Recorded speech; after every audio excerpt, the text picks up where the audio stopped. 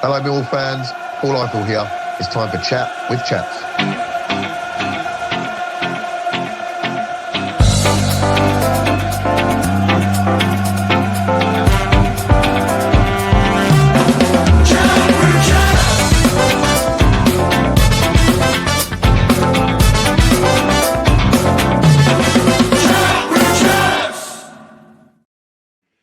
Post-match analysis for Chat with Chaps, where it's finished at the Valley. Charlton Athletic 1, Millwall 1. I've just realised that lampshade is definitely wonky, but who cares about that? We managed to somehow keep our record intact, 29 years and counting.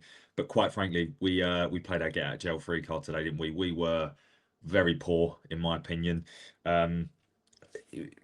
Based on what I saw at the game, I felt we were lucky to get a draw. Having stepped back and looked at the stats and all that kind of stuff, maybe you could argue a point was a fair reflection of the game. I think I've seen the Ray's first goal given in some games. Charlton fans, of course, will say, absolutely not what you're talking about, mate. But look, we just had to make sure that we didn't lose today. And somehow Lady Luck looked down on us, and Kane Ramsey lost his head and gifted us that opportunity to play against 10 men, which normally we're not very good at, are we? Let's be honest. But we come away with a draw. For me, though, that kind of papers over the cracks. I think the performance was really, really poor. I don't think since Norwich we've actually played particularly well all season. We were okay against Borough. Obviously, I know we lost 3-0, but it's not really a reflection of the game. Thought we weren't very good against Wrexham. Sheffield United, we won, but we played a very, very, very poor team, as we've seen since then. I don't know. I'm trying not to be too glass half empty, but something just doesn't feel right. I don't know whether is it the injuries, right? And obviously we played all right at Norwich, and that's when we had a full team. I don't know. But I felt we were out fought today. And again, obviously I hate to say this, but I felt, especially in that first half, Nathan Jones won the tactical battle. And I always say, you know, Alex Neil is a top-end championship manager. Well, something's not quite right. I don't know what it is. You know, we've got two centre-forwards that have done nothing in 5 games. We just look a team that's really disjointed. Having said that, you know, we managed to get a point today, and we've got 7 points. And I don't really think since Norwich, as I said, we've played very well. So, trying to look at it optimistically or whatever? Is it that things, when we do get the players back, things will turn? But at the minute, what I can see on the eye test is I just thought we were so poor today. And the thing that frustrated me the most, you can talk about tactics, you can talk about players having off days and all that kind of thing, and that's fine. But we were out fought, particularly in that first half, and that is a prerequisite of being a Millwall player. I don't suppose many Millwall players are listening to this or anyone involved in the club, but that wasn't acceptable in that first half. And I don't care who you are. Number one, you win your personal battles, and I don't think any of the players in the first half did. In terms of players I think came out of the game with credit, I thought there were 3 players that I thought over the 90 played well, and that's Idemo, Imaku. Obviously, I think he ended up going off? I think he did. I thought, yes, majority of the time he doesn't have end product, but he certainly was giving it a go, right? You know, at the end of the day, you could argue we don't win the game without him, because both times Ramsey fouled him, right? So the red card wouldn't happen. I thought Imaku worked his bollocks off, and I thought he had some good glimpses and caused them problems. At times it was just give the ball to him and see what he could do, which is worrying considering the amount of money that's been spent in certain areas of that team. We'll talk about Negley in a minute. I thought Jake Cooper actually played really well. I don't think he'll necessarily get much credit because he's a bit of a boo boy, but I thought he defended the box very, very well.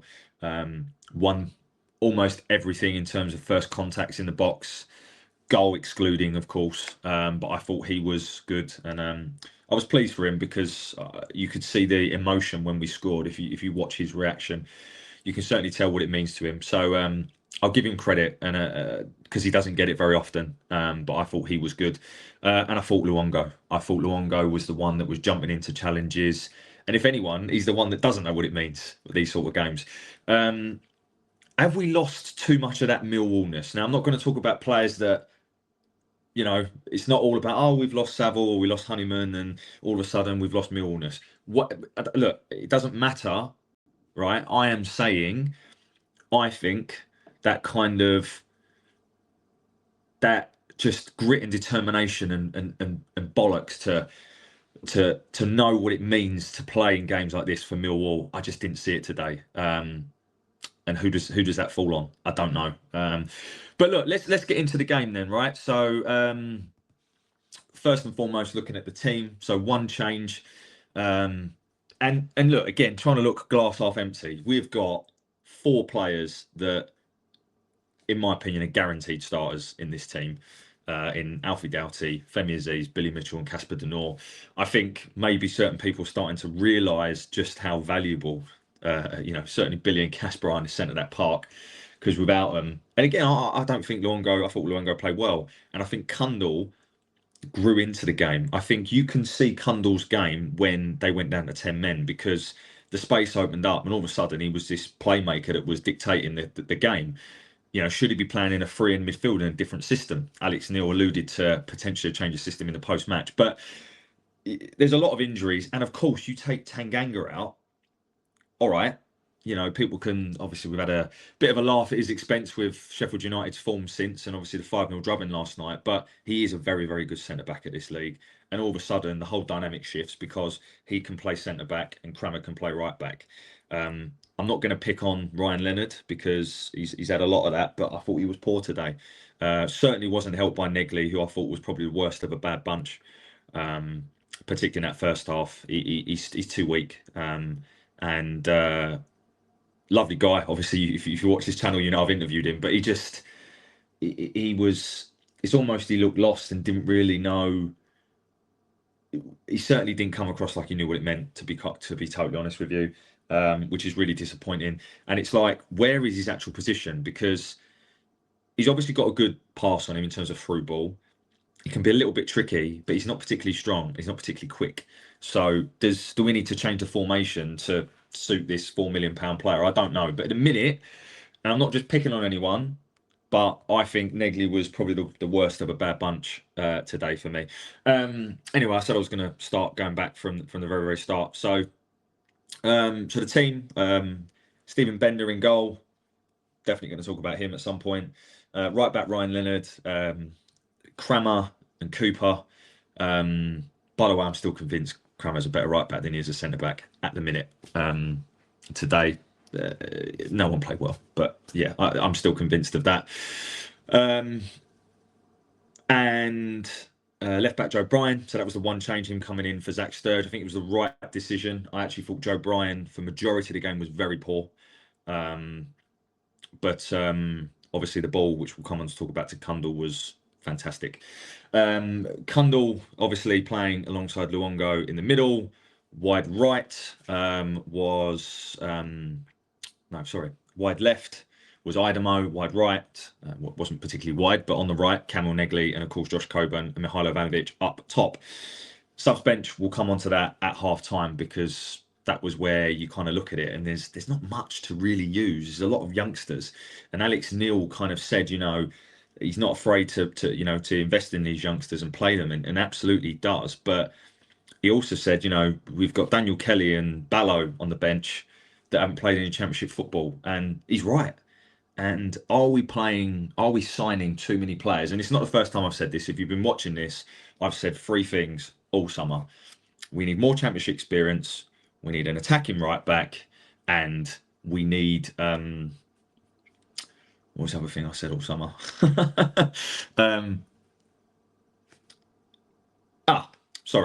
We need attacking right back. We need more Championship experience, and maybe potentially we've lost too much of that Millwallness with the players that are left out the door. Fine if you replace it, by the way. I'm not saying that we should have stuck with George Honeyman. I'm not saying that. But in terms of the amount of change over the club in the summer. So I've said those things all summer, and I think today you saw a lot of that play out. But anyway, first 2 minutes, we create 2 half chances. Well, they weren't half chances. That's wrong. Let me correct that. They were with better decision making from Idemo and Mihailo, we would have potentially got in. We didn't. I think Idemo does a little flick. It was just too far ahead of Coburn. It was a frantic start, wasn't it? The sort of first 5 minutes, they then go up the other end. I think Tristan gives the ball away, and it's just a frantic start. And it was kind of like representative of the game, and we knew it would be. And this is the frustration. They've had 2 weeks to work on the assumption of this is going to be the team. They've known what players are going to be available and what weren't. They've had 2 weeks to work on that, and that first 45 minutes was if they didn't know each other and they'd been out on the piss all night. It was so bad, so bad. And if you disagree with me, by the way, tell me in the comments, but I can't see how anyone, even Alex Neil, didn't shirk it. It was so bad in the first half, and I don't know what on earth was going on. Campbell caused us all sorts of problems. If you're a Charlton fan listening to this, speaking to a few people, have said, oh, you know, blows too hot and cold, don't rate him. I thought he was excellent. I thought, you know, to me, from a Charlton standpoint, I thought Campbell was excellent. I thought Jones is a top centre-back, you can tell. I thought he bossed the game. Bell wasn't too bad either, the other side, but Jones is a standout. I thought very industrious in the middle, played with good width. And like I said, we lost the tactical battle in the first half. They created so many near opportunities. They never actually came to anything, but the amount of times that they would get overloads in certain areas of the pitch, and the midfield was just, it was just, watching it was painful. As I said, Campbell was causing all sorts of problems, and I just felt they were more up for it. We were panicky, and every time we got the ball, we just lumped it. It was like we were playing, and this is going to disrespect Neil Harris, so you'll know what I mean when I say this. It was like we're playing the original Neil Harris type of football, which was just pump the ball long to 2 centre forwards. Obviously, that evolved over time, right? But without Neil Harris players, and dare I say it, Millwall type players, because Coburn and Ivanovic were winning nothing. And quite frankly, neither of them have done anything all season, really. I don't know what's going on with Ivanovic. There's a tweet come out in the last hour to say that we've offered him a new deal. Is that what it needs? I don't know, but he is just, I don't know, he just looks lost. It's a completely different player to pre-season, to the back end of last season. Is there something going on? Was he a flash in the pan? Is he just out of form? I don't know, but it's just something isn't right with quite a few things at the minute. Anyway, I digress. They were certainly up for it. We were very, very long ball. You know, even little things like under pressure, you could see Kaminsky, his distribution versus Bender's distribution, amongst other things. At the moment, he's leaving a lot to be desired. Coburn had a volley on 28. I just felt that we were just giving them things with so many errors. Now, that's credit to Charlton in the sense that they forced those errors, right? So you can't sit there and say, oh, you know, it was all our own. But at the end of the day, they playing away and they were pressing us so high.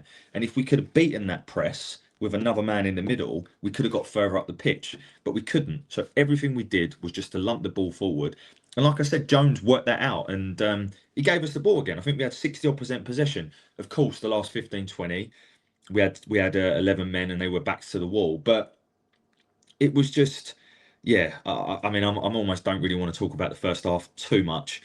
I said we need to get to 30 minutes and then we might, you know, we sort of quieten them down. We got to 30, but we didn't get to 40, did we?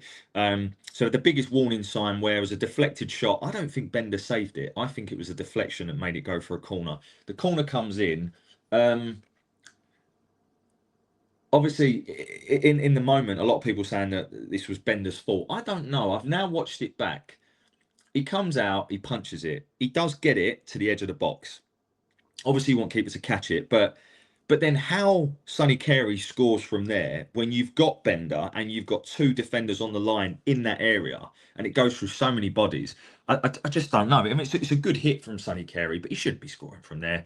And they go 1-0 up, and you know, I'm trying to be as diplomatic as possible, and balanced, but you know, at that point, you're just thinking this run's going to end. Their crowd obviously gets right up for that. And let's be honest, Charlton fans, if you listen to this, you've been looking forward to this day for so long. Don't tell me otherwise. This was like a cup final for you. So, you know, you go 1-0 up in said cup final, and all of a sudden it's a case of we need to get to half time because we need to make some major changes. We had a half chance. Cooper has a header on 45, but the half-time whistle goes. And to me, rightly booed. I don't often agree with us booing. Genuinely, I don't. But I cannot remember a performance in a game of this magnitude where we were so out fault. And this is why now we've got a point, and you probably say, oh, you've been so negative or whatever. But yes, we've got a point, and it's great. And we didn't lose, and we found a way to get that over the line. Credit to the players. They showed resilience towards the end. But that first half was borderline unforgivable, in my opinion. Second half, I expected to see some changes at half time, to be honest. It was that bad. It warranted it. So did Alex Neil, was he hesitant in that? Was it because if you look at the bench, you know, when you look at that bench, and this is obviously an element of this is due to the injuries, right? You've got, in theory, because you could also count Will Smallbone, by the way, in terms of that injury list. You've got 5 players that, in theory, could be in and around the starting 11. You've got young Zach Sturge, who isn't an attacking change. You've got Reyes, who he hasn't really played much. I don't know if he's injured or what. I don't know. Obviously, comes on and has a big impact on the game. You've got Ballo, who's just arrived here. You've got Derek, who's obviously just arrived here. You've got Daniel Kelly, who's young. You've got a centre-back and a keeper. Like, there is no one really that you could look at and go, yeah, they're going to come on and change the game, other than Reyes. And obviously he does, and it's brilliant for him, and we'll talk a little bit about that in a second. But I still think we're a striker short. You know, there was no other centre forward on the bench. Yes, of course, we've got Langstaff to come back. We've got Lovelace to come back. So that's why maybe the club go, we're not going to sign another centre forward, because we know we've got these 2 players that in a month's time, everything will be fine. That's a calculated gamble, right? So, but in today's game, there wasn't another centre forward to bring on. There was one thing, and I've got to call this out, and then I promise I'll be more positive. Crammer brought down Tyrese Campbell, and he went over and apologised and picked him up. No. No. So Tristan, if you listen to this, and anyone at the club, tell him to never do that again. In a game away at Charlton, you do not, after you fouled a player, I don't care if it was a foul in a booking, you do not go over and pick him up. I'm sorry. That is what, and I love Tristan, and I genuinely think he has got what it takes to be a Premier League player, and I genuinely think he's got the qualities to be a Millwall captain. But don't do that again, Tristan, if you listen to this. Yeah, that really did frustrate me. Another thing that was kind of like, there was a lot of space if we could beat their press. I've said this in the first half, but, you know, I don't think, I know Alex Neil's come out and said the second half we were a lot better. I don't think we really were until the red card. Up until sort of 60, 65 minutes, it was just give it to Amaka and see what he could do. We then make the subs, and he changes the system. And it's funny because the club tweeted attacking changes or something, and quickly deleted it and just put 2 changes. And Alex Neil's come out and obviously defended this decision. And by the way, it was the right one, because there was not another centre forward on the bench. But you take a striker off, that was done to get us further up the pitch rather than just lumping the ball. Because, as I said, the way that they played, and Febs, you if you listen to this, mate, you analyse this perfectly. We played into their hands by basically bypassing the midfield and just trying to lump it. And Jones, it was meat and drink for the lad Jones at the back. So what we had to do was to create more opportunities in the middle of the park to get us up the pitch, to get us closer to the 2 strikers, because just lumping it forward to 2, there's no point. You might as well just stuck one up there, which is why we did. So I agree with the change. I think it was needed. And arguably, maybe that now needs to be the formation, because this 4-4-2 this season hasn't worked. Alex Neil, he come out and he said, you know, and I get it, right? It worked last season. We had good success with it. You're kind of damned if you do, damned if you don't. But I now think we've seen enough to suggest that, particularly away from home, or at home even, because that's when you can have more of the ball. But in games where we're going to have more of the ball, you've got to have another man in midfield. And hopefully, when we've got Billy, when we've got Casper, when we've got Will back, all back, you've got more options. And like I said, I think Kundal really showed what he can do when he's got time and space on the ball in the midfield. Imaku deserves a tremendous amount of credit. Obviously, Kane Ramsey does well in the first challenge, and I don't know what he's doing. A complete head loss from him. Obviously, Nathan Jones has come out and said, he's whined and moaned a little bit, and I think he sort of had a. I haven't listened to the whole interview, but what I would say is he's probably right in the sense if he doesn't get sent off, I don't really think we get anything out of that game. We're not scoring enough goals. That problem hasn't changed, and that's why something's got to change. And if that is getting players back and changing a system, then needs must. But of course, their default is to then sit in, and what a surprise! A minute later, once they've cleared the free kick, Thomas Kaminski goes down so they can have a nice drinks break, and Nathan Jones can tell everyone where they are. But you know what? It helped us because we needed that too, because we still hadn't seen enough. Sorry, by the way, the subs that came on, obviously Daniel Kelly and Ray's coming on for Mihailo Ivanovic, not Josh Coburn. I know he had a knock a few weeks ago, whether that's the case, but quite frankly, he didn't really do much anyway, did he?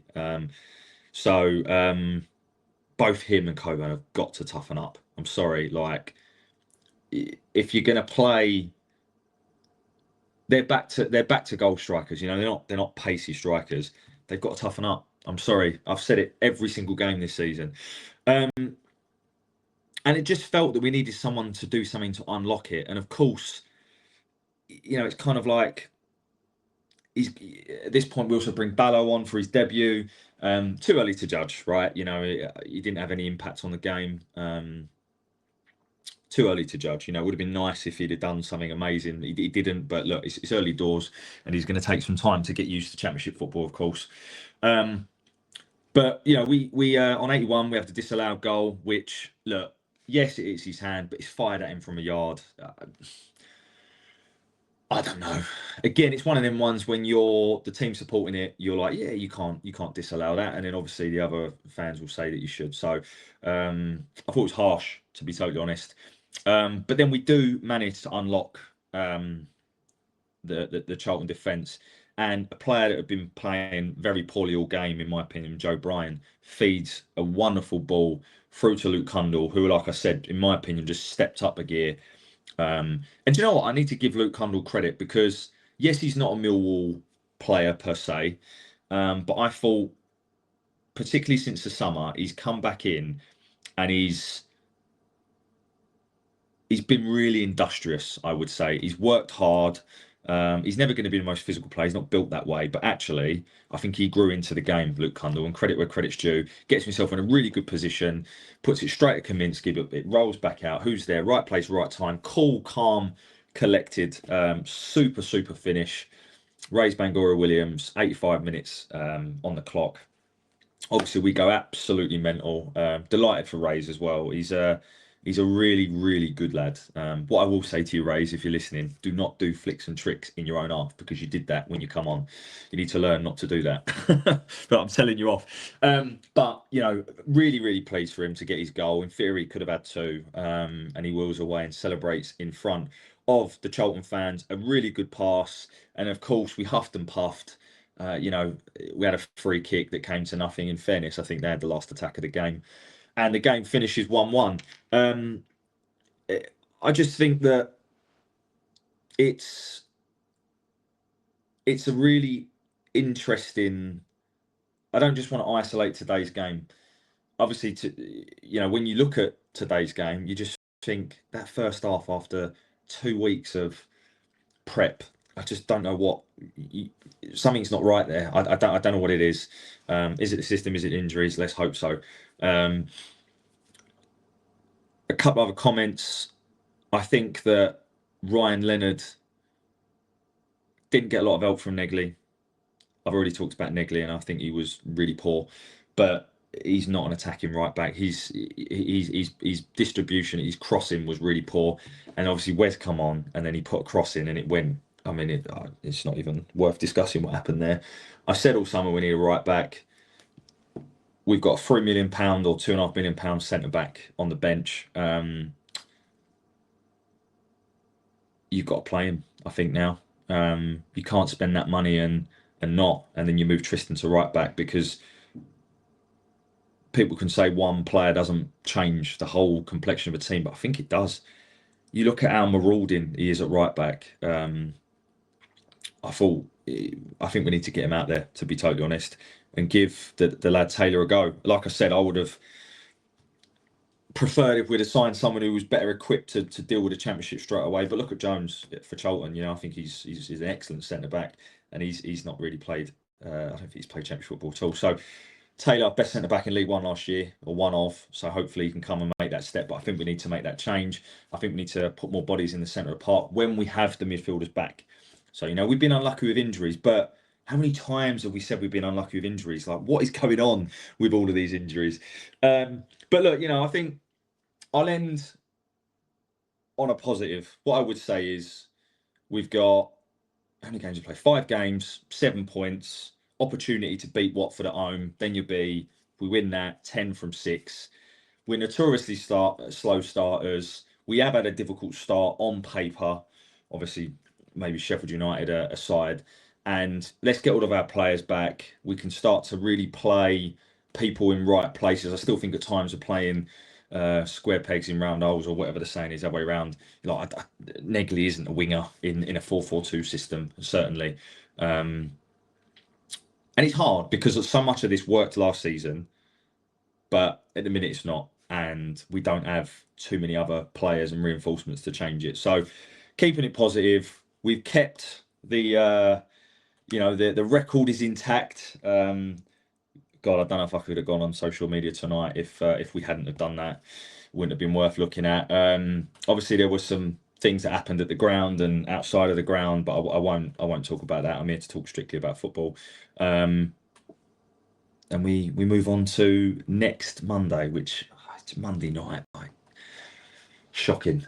In the league, that is. Obviously, we've got just a small matter of Crystal Palace on Tuesday. Look, I'll leave it there. Hopefully, this was, I was about to say it's a kick up the arse, but you shouldn't need a kick up the arse for Charlton. But let's just hope it was. Get a few players back. I think, Mihailo's been offered a new deal. Hopefully he signs that and he comes back to the player that we know he can be. Billy and Casper, hopefully not too far away. We've still got quality players like Alfie, Will, and Femi to come in. McCauley's out. There's so many injuries. Let's just be positive, and when that all changes, things will turn for the better. We keep our record intact. We don't lose to Charlton. I think from a Charlton standpoint, they worked very hard and they're very well organised, but I don't think there's much quality there. And that's not me being a bitter Millwall fan towards Charlton. I just don't think there is. I think if they stay up, it'll be based on pure hard work, which they have in abundance. So credit to them. And that's where they won a lot of the battles today. But they didn't beat Millwall. And as the saying goes, you'll never beat Millwall. It's going to happen one day, of course, but I'm glad it weren't today. Thank you as always for listening. I've done this straight away. I'm out tonight for a few beers with some friends. So done this straight away in a hotel. So I'm going to try and get it out as long as the Wi-Fi's good enough. And then you can listen to me rant and rave about today. Thank you as always for listening. If you're new to the channel, please give us a like, give us a subscribe, put a comment in the chat. If you're a Charlton fan, even if you can't stand Millwall, totally fine. But one thing we can all be united about is the fact that Cancer Research UK is certainly a charity that's worth supporting. So give us a like, give us a subscribe, because everything we do in this channel, any bit of money that's profit, goes straight to Cancer Research UK, and we're really open to try and hit that 10k barrier like we did last season. And on that note, I am walking the Shine Walk, which, for those of you who don't know what that is, it's a Cancer Research organised event where you walk the same 26.5 miles or whatever it is for a marathon through the night. Slightly different route, but that's next Saturday. So very much looking forward to that. We've almost raised £1,000. I'd love to get it to 1,500. So please, I'll put it in the link. If you obviously really appreciate any donations and all the support that always is there. Thank you so much for listening. Enjoy the rest of your weekend. And of course, as always, bye for now.